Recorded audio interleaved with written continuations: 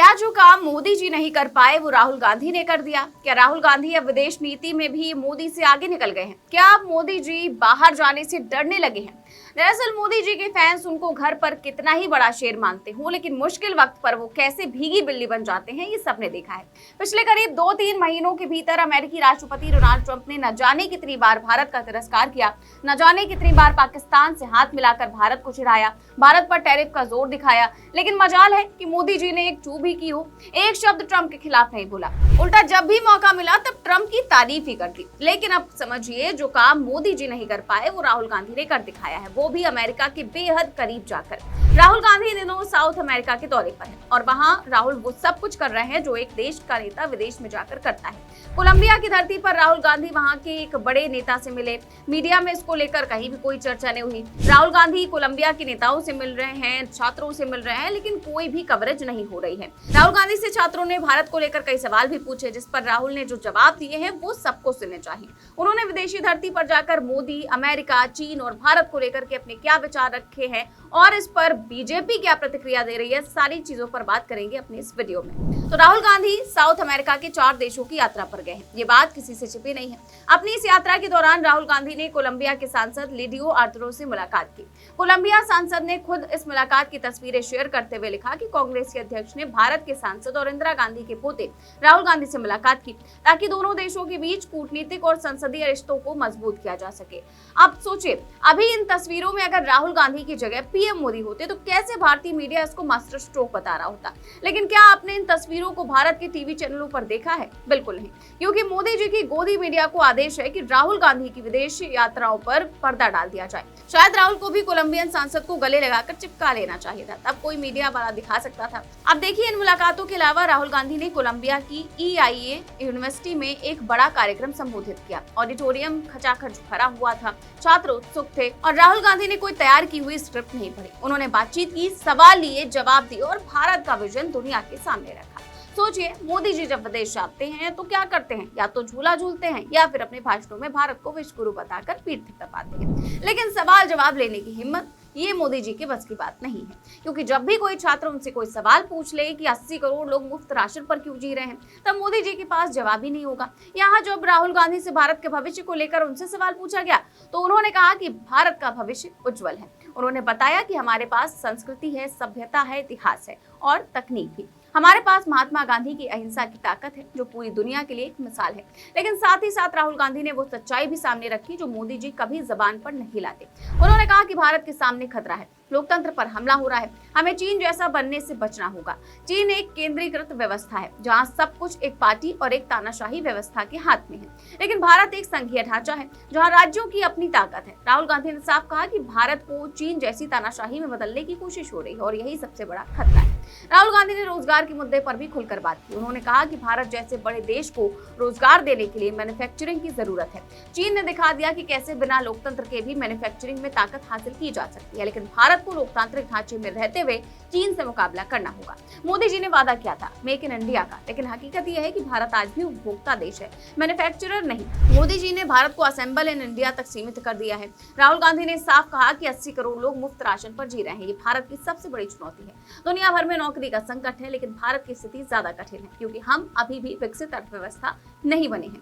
चीन इसलिए आगे है क्योंकि उसने पूरी दुनिया को अपने माल का ग्राहक बना लिया है, जबकि भारत अभी भी उपभोग करने में व्यस्त है। मोदी जी की झूठी स्कीमें और खोखले भाषण भारत को आगे नहीं ले जा सकते। I mean, from our perspective, I can only talk about what we are seeing in India.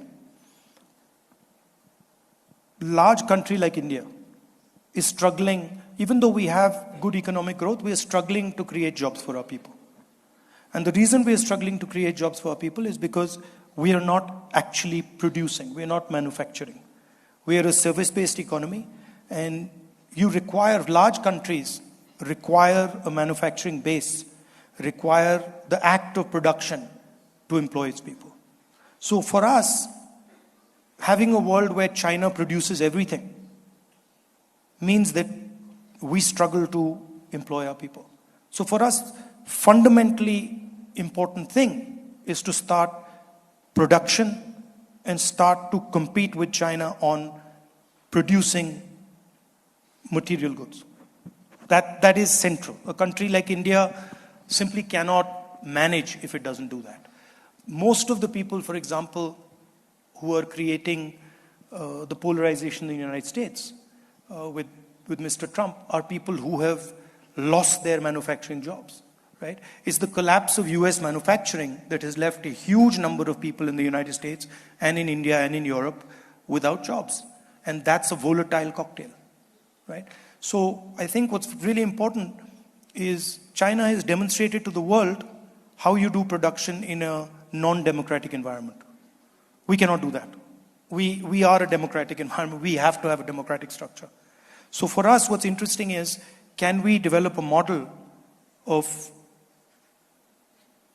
production, a model of manufacturing that is competitive with China, but in a democratic environment? तो राहुल गांधी जब बोल रहे थे तो वहां मौजूद सब लोग उनकी बातों को ध्यान से सुन रहे थे। राहुल गांधी से हर अहम मुद्दे को लेकर सवाल पूछा गया और राहुल ने हर सवाल का जवाब दिया, वो भी बिना अटके। अब आप सोचिए, मोदी जी यहाँ मौजूद होते और उनसे शिक्षा और स्वास्थ्य जैसे मुद्दे पर सवाल पूछ लिया जाता तो शायद वो फिर से नाली से गैस जलाने वाली थ्योरी सबको सुनाने लगते। लेकिन राहुल गांधी ने शिक्षा और स्वास्थ्य पर भी बेबाक राय रखी। उन्होंने कहा कि भारत में स्वास्थ्य और शिक्षा का निजीकरण काम नहीं करेगा। देश के गरीब तबकों को स्वास्थ्य और शिक्षा मुहैया कराने का तरीका सिर्फ सरकारी संस्थान ही है। भारत के टॉप इंस्टीट्यूट जैसे IIT, IIM सब सरकार द्वारा चलाए जाते हैं। यही हमारी ताकत है। सोचिए, मोदी जी कहते हैं कि प्राइवेट इन्वेस्टमेंट आएगा और सब ठीक हो जाएगा, लेकिन हकीकत यह है कि गरीब आदमी अपने बच्चों को प्राइवेट स्कूल में नहीं भेज सकता है, अस्पताल में इलाज नहीं करवा सकता है। I think health and education are places where AI is going to play a very powerful role. But I also feel that in a country like India, simply privatizing healthcare and education doesn't work. We've tried it and it doesn't work. Because you cannot give healthcare and education service to the poorest part of your population if your system is fully privatized, right? So at least myself and our party believe in solid government support for education and healthcare.